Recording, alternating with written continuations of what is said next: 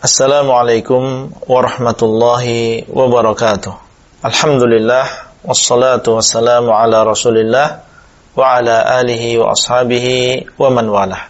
Anggota grup WhatsApp Dirasah Islamiyah yang semoga dimuliakan oleh Allah, kita lanjutkan pembahasan kitab Aqidah Ahlus Sunnah wal Jamaah yang ditulis oleh Fadilatul Syekh Muhammad bin Shalih Al-Utsaimin rahimahullahu ta'ala. Masih kita pada pasal beriman kepada Allah. Beliau mengatakan wa qawlihi wa huwal qahiru fawqa ibadihi wa huwal hakimul khabir. Al-An'am ayat yang ke-18. Dan kita beriman dengan firman Allah SWT, wa huwal qahir, dan dialah Allah SWT yang maha menguasai. Al-qahir artinya adalah yang menguasai, al-ghalib, ya, yang menguasai, yang mengalahkan. Maka Allah SWT dialah yang mengalahkan, tidak ada yang bisa mengalahkan Allah SWT, baik di dalam hukumnya yang kauni, maka tidak ada yang bisa menolak apa yang sudah Allah putuskan. Nah, fauqa ibadihi, ya, di atas hamba-hambanya. Dan fauqiyah di sini, di atas hamba-hambanya di sini, baik ya di atas secara makna, yaitu sifatnya, maupun di atas secara zatnya. Maka Allah SWT dialah yang di atas hamba-hambanya, baik secara makna maupun dari sisi zatnya.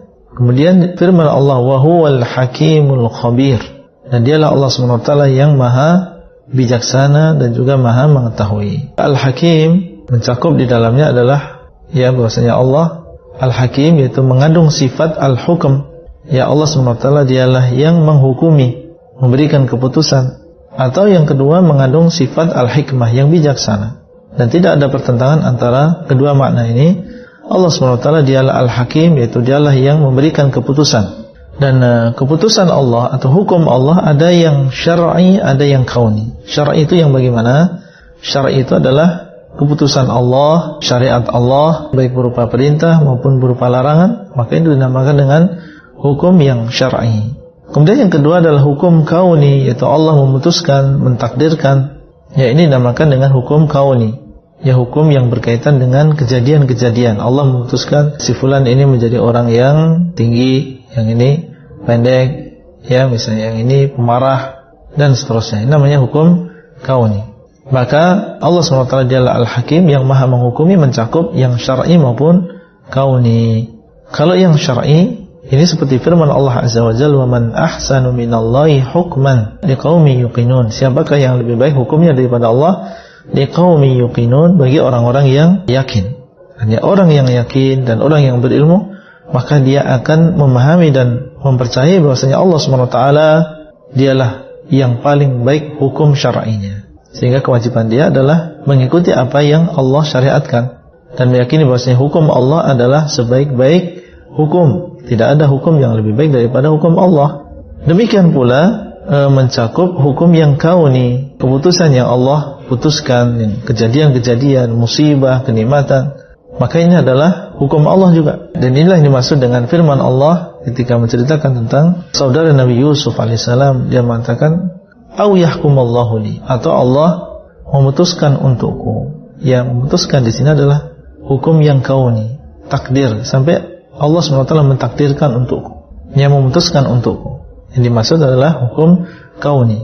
Dan dua hukum ini di dalamnya ada hikmah. Di dalam hukum syar'i Allah SWT melarang misalnya khamr, ada hikmahnya. Karena di situ ada kerusakan bagi tubuh, menghilangkan akal. Dan ketika seorang hilang akalnya, maka dia akan melakukan segala sesuatu. Ya, bisa membunuh, ya, bisa menzalimi orang, bisa memperkosa dan seterusnya, dan merusak badannya. Allah SWT melarang perzinahan, ya, karena di sana banyak mudaratnya, campur nasab manusia, kemudian juga penyakit-penyakit yang diakibatkan dari perzinahan. Allah SWT mengharamkan pembunuhan jiwa tanpa hak, ya, di sana juga ada hikmah-hikmahnya. Allah SWT mensyariatkan sholat, kenapa berdiri, kenapa mengangkat tangan, kenapa rukuk, kenapa sujud, kenapa duduk di antara dua sujud. Pasti di sana ada hikmahnya. Ya, tidak ada sesuatu yang tanpa hikmah. Kenapa kita berwudu? Kenapa dimulai dengan membasuh kedua tangan?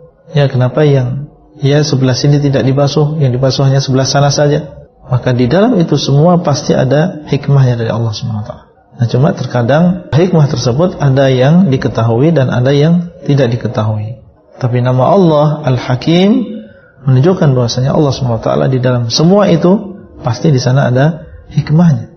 Demikian pula di dalam hukum Allah yang kauni, pasti di sana ada hikmahnya. Musibah yang menimpa seseorang pasti ada hikmahnya.